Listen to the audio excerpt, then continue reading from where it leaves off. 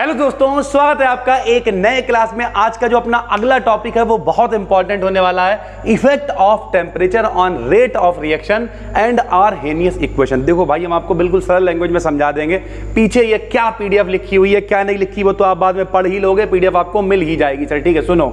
Effect of temperature यानी ताप का क्या प्रभाव पड़ता है रेट ऑफ रिएक्शन में। हटाओ, ये पीडीएफ गई भाड़ में। अपनी भाषा में सोचते हैं। टेम्परेचर का मतलब क्या है? टेम्परेचर बढ़ाएंगे।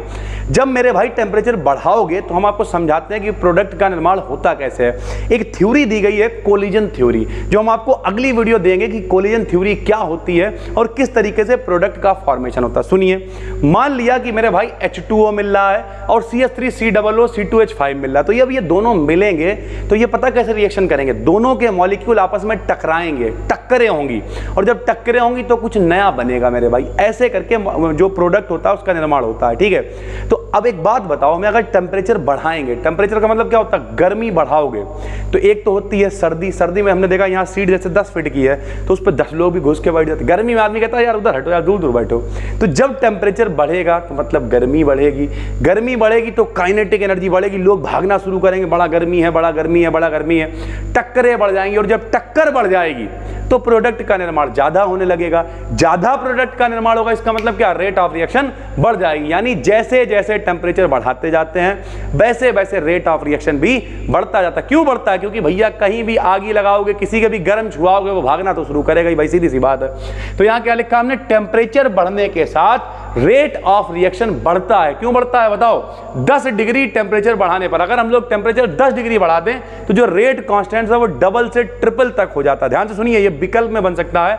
अगर कोई ऐसी यूनिवर्सिटी वाला बच्चा है जहां पे विकल्प आते हैं तो ये बन सकता है क्वेश्चन कि 10 डिग्री सेंटीग्रेड टेम्परेचर बढ़ाने पर रेट कांस्टेंट कितना हो जाता है? तो 2 से 3 गुना। अपनी जो MJP यार यूनिवर्सिटी वगैरह इनमें तो आते ही नहीं है विकल्प, तो कोई मतलब नहीं है। तो 2 से 3 गुना हो जाता है। तो हमने लिख दिया यहां पर कि मेरे भाई, अगर ध्यान से समझिएगा, अब आप तो लाइन से ही देख रहे हो तो सारी चीजें समझ में आ रही होंगी कि अगर K का मान 25 डिग्री सेंटीग्रेड पे लें, K का मान 35 डिग्री सेंटीग्रेड पे लें, तो दोनों एक दूसरे के 2 से 3 गुना हो जाएंगे।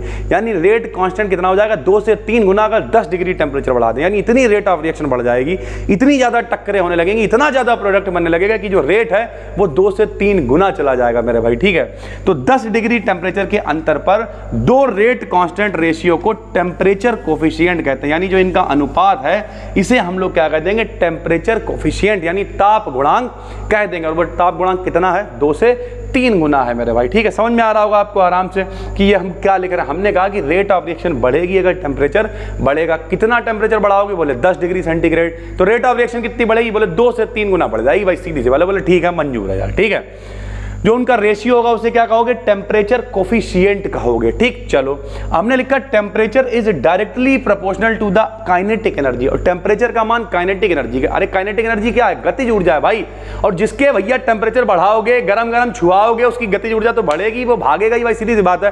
पानी गर्म करो, गतिज ऊर्जा बढ़ जाती है अणुओं की, मतलब जो भी उसके अंदर अणु है, परमाणु है, जो भी कुछ है, उड़ जाते हैं भैया, सीधी सी बात है। तो इसका मतलब क्या है? इसका मतलब है कि टेम्परेचर काइनेटिक एनर्जी के डायरेक्टली प्रोपोर्शनल है। जैसे जैसे टेम्परेचर बढ़ाते जाओगे वैसे वैसे काइनेटिक एनर्जी भी बढ़ती जाएगी मेरे भाई। तो हमने लिख दिया 10 विद इंक्रीज इन टेम्परेचर, अतः टेम्परेचर बढ़ने के साथ रिएक्टेंट मॉलिक्यूल की काइनेटिक एनर्जी भी बढ़ती जाती है। और जब काइनेटिक एनर्जी बढ़ेगी तो वेलोसिटी बढ़ जाएगी। वेलोसिटी मतलब वेग बढ़ेगा, अंधाधुंध लोग भागना शुरू करेंगे, बहुत गर्मी, हाय गर्मी, हुई गर्मी, ये सब होगा मेरे भाई।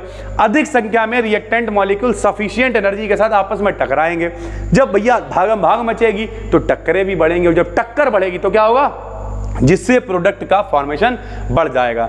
1 सेकंड में होने वाले इफेक्टिव कोलिजन, कोलिजन का मतलब भी टक्कर होता है, ये बात याद रखना, संघट्ट कह लो, टक्कर कह लो।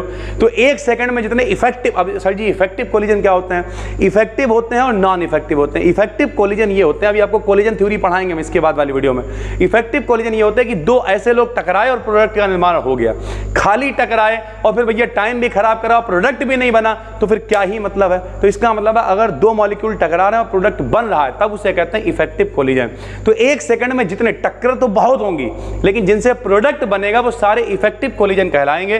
तो एक सेकंड में जितने इफेक्टिव कोलिजन होंगे उन्हें हम लोग कहेंगे रिएक्शन, उसे क्या कहेंगे, इफेक्टिव कोलिजन की संख्या बढ़ेगी तो रिएक्शन का रेट भी बढ़ता जाएगा। क्यों बढ़ेगा? जब टक्करें बढ़ रही हैं, इफेक्टिव कोलिजन बढ़ रहा, लगातार प्रोडक्ट बनता जा रहा, तो रेट भैया जाहिर सी बात है बढ़ ही गया, रिएक्शन अंधाधुंध हो रही है सर, ठीक है। आर्हेनियस ने टेम्परेचर और रेट ऑफ रिएक्शन के बीच में एक रिलेशन दे दिया, आर्हेनियस इक्वेशन जिसे कहा जाता है, और वो इक्वेशन क्या है, K बराबर A E की पावर माइनस का EA अपॉन RT। ध्यान सुनना, A सफिक्स में है, EA अपॉन RT का मतलब क्या भैया, K मतलब है रेट कांस्टेंट। K माने क्या है, रेट कांस्टेंट है, एक ए भी कांस्टेंट, आर्हेनियस कांस्टेंट है, ई तो बेस है, और ई ए का मतलब एक्टिवेशन एनर्जी, संक्रियण ऊर्जा, वो ऊर्जा जिससे वो टकराएंगे, टकरा के जाके सक्रिय हो जाएंगे और क्रिया करके कुछ बनाएंगे, वो उसकी एक्टिवेशन एनर्जी कहलाएगी मेरे भाई, बटे में RT होता है। इस इक्वेशन को हम लोग क्या कहते हैं, आर्हेनियस इक्वेशन कहते हैं। कौन कौन सी चीजें क्या है, तो ए आर्हेनियस कांस्टेंट या फैक्टर है, ई क्या है, एक्टिवेशन एनर्जी है, आर क्या है, गैस कांस्टेंट है,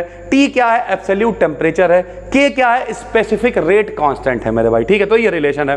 अगर हम इस रिलेशन को और अच्छा करना चाहें, ध्यान से सुनना, हमने कह दिया कि भाई तुम्हारी इक्वेशन जो है वो बिल्कुल ठीक है। क्या इक्वेशन है भाई, K बराबर A E की पावर माइनस का EA अपॉन RT है। बोले बहुत बढ़िया, कोई दिक्कत नहीं है। तो अब क्या किया हमने, कहा अगर टेम्परेचर 2 हो, कंडीशनें 2 हो, तो पहले के लिए T1 कर लेंगे, दूसरे के लिए T2 कर लेंगे। तो देखो भैया क्या करा, पहले के लिए K1 बराबर A E की पावर माइनस का E अपॉन RT1 कर दिया, कि पहले टेम्परेचर इतना था, यानी पहले टेम्परेचर मान लिया कम था, तो रेट ऑफ रिएक्शन भी कम होगा, तो हमने K1 मान लिया, T1 मान लिया। टेम्परेचर बढ़ा दिया, T2 हो गया, तो रेट ऑफ रिएक्शन मतलब रेट कांस्टेंट कितना हो गया, K2 हो गया। अब हम क्या करेंगे, दोनों तरफ भैया लॉग ले लेंगे। अगर आपको लॉग लेना नहीं आता, जरा ध्यान से समझना, अगर आपको लॉग लेना नहीं आता है, ठीक है सर, तो लॉग कैसे लेते हैं, कुछ भी नहीं करना होता, बहुत ही आसान होता है, ठीक। कैसे लॉग लेंगे आपको समझाते हैं, लेकिन फिलहाल यहां देखिए, एक मिनट, ये आ गया इफेक्ट ऑफ टेम्परेचर, इस पर हम लोग चल रहे थे। देखना भाई कैसे हम लोग लॉग लेंगे। देखो यहां क्या लिखा हुआ था बताओ, K बराबर A E की पावर माइनस का EA अपॉन RT लिखा हुआ है, ठीक। यहाँ पे 1 है 2 है, जो भी है उससे मतलब नहीं है। तो जब इधर लॉग लेंगे तो क्या हो जाएगा बताओ, लॉग K1 हो जाएगा।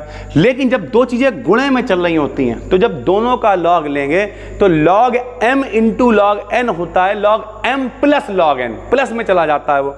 तो जब इसका लॉग लेंगे तो बताओ क्या आएगा, लॉग A, ठीक है, प्लस लॉग माइनस का EA अपॉन, ये पूरा इंतजाम आ जाएगा सर, ठीक है। लेकिन आपको ये E की पावर चल रहा है सर, ठीक है। अब आपको ये पता होना चाहिए कि लॉग M की पावर N, यानी जब लॉग के साथ में पावर चल रही होती है तो वो पावर हमेशा आगे आ जाती है। तो भैया ये जो चल रहा है माइनस का EA अपॉन RT, ये आ जाएगा आगे, यहां बचेगा log E, और log E का मान 1 होता है। तो चाहे 1 लिखो या ना लिखो मेरे भाई, इस वजह से हमने 1 नहीं लिखा, हमने लिखा कि भैया log A आ गया, ये पावर आगे आ गई, माइनस का E अपॉन RT1 हो गई। ऐसे दूसरे के लिए RT2 हो गया।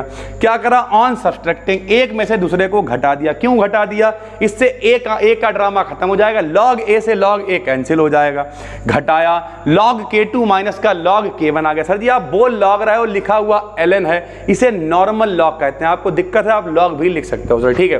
बराबर माइनस का EA अपॉन RT2, प्लस में क्या आ गया, EA अपॉन RT1 आ गया, ठीक है। लॉग वगैरह में फिर बेस आपको दिखाना पड़ता है, इसमें पता ही है कि बेस इतना ही है, ये सारी चीजें हो जाती, तो नॉर्मल लॉग हम लोग लेके चलना है। अब क्या करा हमने, देखो EA अपॉन R कॉमन ले लिया, T1 पहले लिख लिया, प्लस में था, माइनस में 1 अपॉन T2 लिख दिया। इधर क्या चल रहा था, लॉग, अब देखो वही बली वाले क्या हो गया, log M माइनस का log N, अगर गुणे में हो तो प्लस में जाता है, माइनस में हो तो भाग में आता है। तो ये log K2 minus log K1 क्या हो जाएगा, log K2 अपॉन K1, ये फार्मूला लगा दिया, प्रॉपर्टी लग गई। अब क्या है मेरे भाई, log K2 अपॉन K1 ऐसे चलने दिया, EA अपॉन R आ गया। जी देखो नॉर्मल log का मतलब बेस E, और जब कभी बेस E को बेस 10 में कन्वर्ट करते हैं, तो E को 10 में कन्वर्ट करते हैं, तो मेरे भैया गुणा करते हैं काहे से, 2.303 से। ये देखो 2.303 से गुणा करेंगे, जो नॉर्मल log है वो बेस 10 में कन्वर्ट हो जाएगा, नॉर्मल log कायम हो जाएगा, बेस 10 में कन्वर्ट हो जाएगा। तो जब ये बेस 10 में कन्वर्ट हुआ तो 2.303 को हमने नीचे भेज दिया, तो अपने पास फाइनल फार्मूला क्या प्रूव हो क्या गया, log K2 upon K1 E upon 2.303 R T2 minus T1 upon T1 T2, ठीक है। इस तरीके से अगर मेरे भाई तुम्हें देखो K2 K1 तो नियतांक है, अगर आपको EA यानी एक्टिवेशन एनर्जी का मान पता है तो आप T1 T2 आसानी से निकाल सकते हो, यही हमने लिख दिया।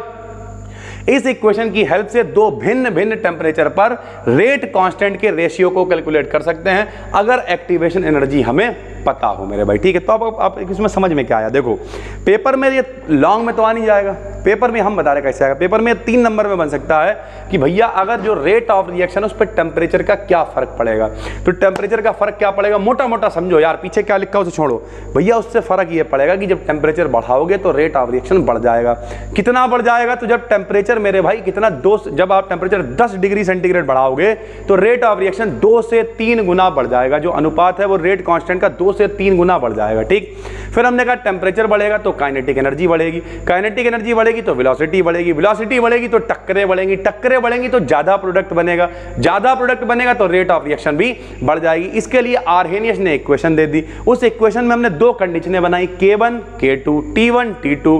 उसके बाद किया लॉग लेके उसे हल कर लिया, लॉग K1 आ गया, लॉग K2 आ गया, एक में से दूसरे को घटा दिया, पूरा हल करते चले हुए आ गए मेरे भाई। और एक हमने इक्वेशन निकाल ली। एक चीज याद रखना, ये ln का मतलब log n चल रहा था, log n को जब बेस 10 में हमने कन्वर्ट करा तो 2.303 से गुणा करते हैं, नॉर्मल लॉग बेस 10 में कन्वर्ट हो जाता है। तो उम्मीद करते हैं ये पूरी वीडियो आपको समझ में आ गई होगी और मजे ले रहे होगे आपके साथ। अगर आप इसे एप्लीकेशन पे देख रहे हो तो यहीं पे PDF नोट्स नाम की फाइल बनी हुई है, आराम से उसमें जाइए, नोट्स देखिए, कोई भी दिक्कत होने वाली नहीं है, परेशान नहीं होना है। बहुत ही जल्द सारा कंटेंट आपके लिए आ रहा है। हम मिलते हैं आपसे एक और वीडियो में, तब तक के लिए धन्यवाद, थैंक यू।